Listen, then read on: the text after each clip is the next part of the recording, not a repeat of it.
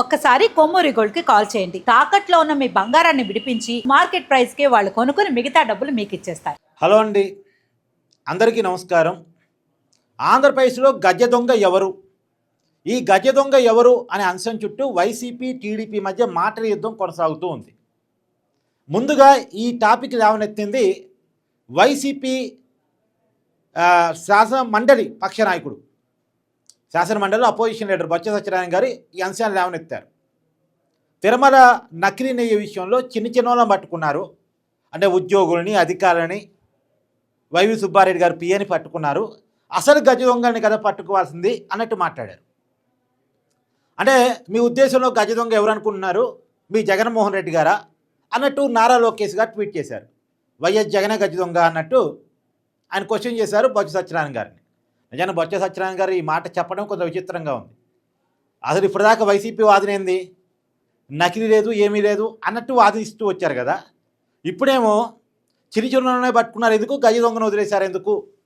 నిన్నటిదాకా మనం చేస్తున్న క్వశ్చన్ అదే. నిన్నటిదాకా నేనైతే మాట్లాడుతుంది అదే. అసలోని వదిలేశారు సిట్ ఎంక్వైరీలో, అసలోని కదా పట్టుకోవాల్సింది, కేవలం పాత్రదారులను పట్టుకున్నారు, సూత్రధారులు ఏమయ్యారు అనేది నేను డే 1 నుంచి రేజ్ చేస్తున్న క్వశ్చన్ని బొత్స గారు రేజ్ చేయడం కొద్దిగా ఆశ్చర్యంగా నాకు అనిపించింది. సరే, మనం పొలిటికల్గా వాళ్ళ మధ్య ఉన్నటువంటి గొడవను వదిలేసి మనం చెక్ చేసుకునే ప్రయత్నం చేద్దాం. మనం మీకు అర్థమయ్యేలా చెప్పే ప్రయత్నం చేస్తున్నాం. ఎవరి పేరు చెప్పడం మీరే అర్థం చేసుకోండి. నకిలీ నెయ్యి విషయంలో సిట్ ఛార్జ్షీట్ ప్రకారం, సిట్ ప్రభుత్వానికి ఇచ్చినటువంటి 11 పేజీల రిపోర్టు ప్రకారం తిరుమల తిరుపతి దేవస్థానం నిబంధనలు మార్చి మరి పాల సేకరణ కెపాసిటీ లేని బోలేబాబా డైరీకి రూపాయలు చెప్పారు. ఇది నేను చెప్తుంది కాదండి, సిట్ ఛార్జ్షీట్లో ఉంది, మీరు కూడా చూడండి కావాలండి. మరి ఎవరు నిబంధన మార్చగలరు, అసలు ఏ నిబంధన మార్చారు మళ్ళీ ఒకసారి గుర్తు చేస్తాం. మీ అందరికీ తెలుసు, అయినా నేను గుర్తు చేస్తా. మామూలుగా అయితే 4000 లీటర్ల పాల సేకరణ కెపాసిటీ, ఆవు పాలు సేకరణ కెపాసిటీ ఉన్న వాళ్ళకి నెయ్యి రూపాయలు చెప్పాలి. ఆ నిబంధన పూర్తిగా ఎత్తేశారు. ఆ నిబంధన లేకుండా చేశారు వైసీపీ అధికారంలోకి వచ్చిన తర్వాత. 2019 తర్వాత కొత్త పాలక మండలి ఏర్పడిన తర్వాత, వైవి సుబ్బారెడ్డి గారు చైర్మన్ అయిన తర్వాత ఆ నిబంధన పూర్తిగా ఎత్తివేశారు. తర్వాత 250 కోట్ల టర్నోవర్ అన్న కంపెనీ మాత్రమే నెయ్యి టెండర్ దక్కించుకోవడానికి అర్హులు, ఈ నిబంధన ఉండేది. దీన్ని మార్చారు. 150 కోట్లు ఉంటే సరిపోద్ది టర్నోవరు సంవత్సరానికి అన్నట్టుగా మార్చారు. పాల సేకరణ కెపాసిటీని పూర్తిగా ఎత్తేశారు. మొత్తం 250 కోట్ల టర్నోవర్ ఉండాలి అనే నిబంధనని 150 కోట్లుగా మార్చేశారు. ఒక నిబంధన ఎత్తేశారు, ఇంకో నిబంధన మార్చేశారు. ఇలా ఎవరు చేశారు? నిబంధనలు మార్చేయగల కెపాసిటీ ఎవరికి ఉంటుంది? మీరే చెప్పండి. ఖచ్చితంగా పాలక మండలి చైర్మన్కి ఉంటుంది, పాలక మండలి ఈవోకి ఉంటుంది, పాలక మండలికి ఉంటుంది, అంతే కదా. సో అది ఒకటి. తర్వాత సరే, అలా నిబంధన మార్చి ఎవరికి ఒప్పచెప్పారు టెండరు? బోలేబాబా అనేవాడికి ఒప్పచెప్పారు. బోలేబాబా వాడికి పాల సేకరణ కెపాసిటీ ఉందా? లేదు. మరి వీడి కోసమే ఆ నిబంధన మార్చారా? మామూలుగా అయితే 4000 లీటర్ల ఆవు పాల సేకరణ కెపాసిటీ ఉన్నోడు టెండర్ ఒప్పచెప్పాలి, కానీ నిబంధన ఎత్తేశారు. ఎందుకు ఎత్తేశారు? ఈ పాల సేకరణ కెపాసిటీ లేని బోలేబాబాకు ఒప్పచెప్పడం కోసమేనా? ఇక్కడ ఎవరికైనా క్వశ్చన్ వస్తుంది కదా. ఆ నిబంధన ఎత్తేసింది పాల సేకరణ కెపాసిటీ లేనోడికి టెండర్ ఒప్పచెప్పడం కోసమేనా? అది బోలేబాబా లాంటి వాడికి టెండర్ ఒప్పచెప్పడం కోసమేనా? వీడి దగ్గర పాల సేకరణ కెపాసిటీ లేదు. పాల సేకరణ కెపాసిటీ లేనివాడు నెయ్యట్ట సప్లై చేస్తాడు. పాలక మండలికి ఆలోచన రావాలి కదా. వాడి దగ్గర పాలు లేవు, నెయ్యట్టిస్తాడు మనకి, ఈ ఆలోచన ఎవరికైనా రావాలి కదా. మరి ఎందుకు రాలా? సరే, వాడికి ఇచ్చారు, వాడి దగ్గర పాలు లేవు, పాల నుంచి వచ్చే వెన్న లేదు, వెన్న నుంచి నెయ్యి తయారు చేయలేడు. వాడు ఏం చేశాడు? వాడి దగ్గర పాలు లేవు కాబట్టి ఒక కృత్రిమ పదార్థాన్ని క్రియేట్ చేశారు. రసాయనాలతోటి ఒక కృత్రిమ మిశ్రమాన్ని తయారు చేసి దాన్ని సప్లై చేశాడు. దాన్ని సప్లై చేస్తే వీళ్ళు కనుక్కోలేదా? కనుక్కున్నారు. అనుమానం వచ్చింది కొంతమందికి. దాన్ని చైర్మన్ దాకా తీసుకెళ్లారు, పాలక మండలి దాకా తీసుకెళ్లారు. పాలక మండలిలో ఉన్న కొంతమందే లేవనెత్తారు. లేవనెత్తితే మైసూర్ ల్యాబ్కు టెస్ట్కి పంపించారు. మరి మైసూర్ ల్యాబ్ టెస్ట్ పంపిస్తే మైసూర్ ల్యాబ్ టెస్ట్ రిపోర్ట్ ఇవ్వలేదా? ఇచ్చాడు. వీళ్ళు 2022లో ఎవరికో అనుమానం వచ్చి కంప్లైంట్ చేస్తే తప్పని పరిస్థితుల్లో మైసూర్ ల్యాబ్ టెస్ట్ పంపించారు, మైసూర్ ల్యాబ్ రిపోర్ట్ ఇచ్చాడు. మరి ఆ రిపోర్ట్ ఏమైంది? ఎవరికి తెలియదు. ఆ రిపోర్ట్ ఏమైంది తెలీదు. నేను చెప్తున్న మాట కాదు, వైవి సుబ్బారెడ్డి గారు చెప్పారు ఆ రిపోర్ట్ నా దగ్గరికి చేరలేదని. మరి చేరకపోతే అడగాలి కదా ఏమైంది ఆ రిపోర్ట్ అని. ఆ ఎండి అధికారుల దగ్గర తొక్కిపట్టారు. తొక్కిపడితే నువ్వు చైర్మన్గా ఉంది ఎందుకు మరి? వాళ్ళు తొక్కిపడితే నువ్వు చైర్మన్గా ఉన్నది ఎందుకు? అంటే 2022లోనే కల్తీ గురించి ప్రాథమిక అవగాహన అందరికీ ఉంది. మరి అందరికీ ఉన్నప్పుడు అదే బోలేబాబా దగ్గర మళ్ళీ టెండర్ ఎందుకు కంటిన్యూ చేశారు? అదే ఏఆర్ డైరీ దగ్గర టెండర్ ఎందుకు కంటిన్యూ చేశారు? ఎందుకు కంటిన్యూ చేశారు? సమాధానం ఉండదు. సరే, వాడు రసాయన మిశ్రమాన్ని పదే పదే పంపించగలుగుతున్నాడు.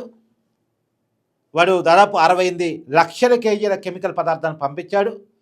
20 కోట్ల లడ్డూలు తయారు చేశారు, బత్తిరి పంపిణీ చేశారు.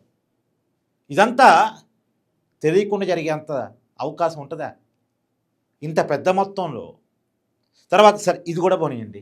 సిట్ ఛార్జ్షీట్ ప్రకారం వైవి సుబ్బారెడ్డి గారి పిఏ చిన్నప్పన్న లంచాలు తీసుకున్నాడు. ఈ బోలేబాబా వాళ్ళ నుంచి ఎవరైతే నెయ్యి సప్లై చేస్తున్నారో, రసాయన మిశ్రమాన్ని నెయ్యిగా నమ్మించి సప్లై చేస్తున్నారు, వాళ్ళ నుంచి లంచాలు తీసుకున్నాడు. అతని అకౌంట్లో డబ్బులు కూడా పడ్డాయి, హవాల రూపంలో కొన్ని డబ్బులు చేతులు మారాయి అని సిట్ చేర్చింది. అంతవరకు తెరిచింది కదా.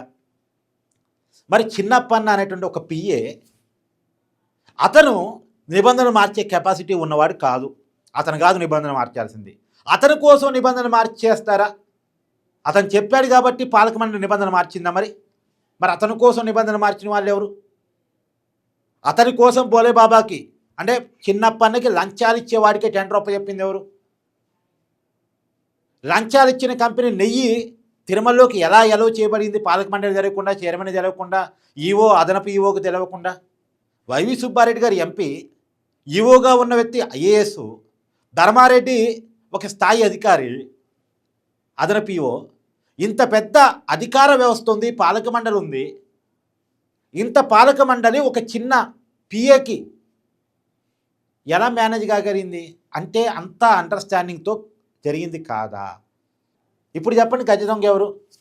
ఎవరు గజ దొంగ? మీరే చెప్పండి. అంటే అంతా తెలిసే జరిగింది పైవారి ఆదేశాలతోటి.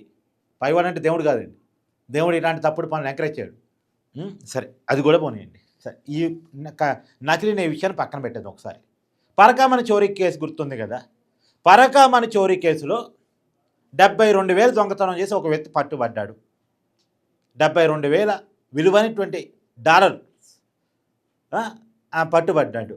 పట్టుబడితే అతని దగ్గర కోట్లాది రూపాయలు, దాదాపు 40 కోట్ల విలువైనటువంటి ఆస్తులు రాపించుకొని అతనితో రాజీ పడ్డారు. దేవుడికే రాసిచ్చారులేండి 40 కోట్లు. కానీ ఇక్కడ మనకు అర్థం కావాల్సిందంటే 72,000 దొంగతనం చేసిన వ్యక్తి 40 కోట్ల ఆస్తి ఎలా రాసి ఇవ్వగలిగాడు? 40 కోట్ల ఆస్తి అతనికి ఎక్కడిది అసలు? అంటే రియల్ వాల్యూ, మార్కెట్ వాల్యూలో 40 కోట్లు అంటే గవర్నమెంట్ వాల్యూలో 14 కోట్లు. సరే, మరి ఏమంటారు? 40 కోట్లు కాదు, గవర్నమెంట్ వాల్యూలో 14 కోట్లు అంటారు. గవర్నమెంట్ వాల్యూలో 14 కోట్లు కావచ్చు, మార్కెట్ వాల్యూ 40 కోట్లు కావచ్చు. సరే, మార్కెట్ వాల్యూ కొద్దిగా పెరుగుతూ ఉంటుంది ఎప్పటికప్పుడు బయట.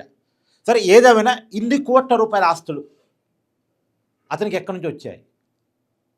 బేసిక్ థింగ్ కదా. 72,000 దొంగతనం చేసినాడు, వాడి దగ్గర కోట్ల రూపాయలు ఎక్కడి నుంచి వచ్చాయి అన్నది ఆలోచించి కదా అతను డబ్బులు తీసుకోవాల్సింది, అతను ఆస్తి తీసుకోవాల్సింది, అతనితో రాజీ పడాల్సింది. అంటే మొత్తం ఈ కోట్లాది రూపాయలన్నీ కూడా దొంగ సొమ్మేనా? ఒక నిజంగా అతనికి కనుక ఆస్తి ఉంటే ఇంత చిన్న అమౌంట్ కోసం, దేవుడి సొమ్ము కోసం కకృతిపాటిగా ఇంత చిన్న సొమ్ము దొంగతనం చేస్తున్నాడు అంటే ఆస్తి లేనోడు అని అర్థం కావాలి. ఒక చిన్న తిరుమల దేవస్థానం ఎంప్లాయ్, జీతానికి పనిచేసేవాడు, కోట్ల రూపాయల ఆస్తులు ఉన్నాయంట, దేవుడికి రాసిచ్చాడుగా. మరి కోట్ల రూపాయల ఆస్తులు ఉండి కూడా 72,000 దొంగతనం చేశాడట. ఇది నిజమా?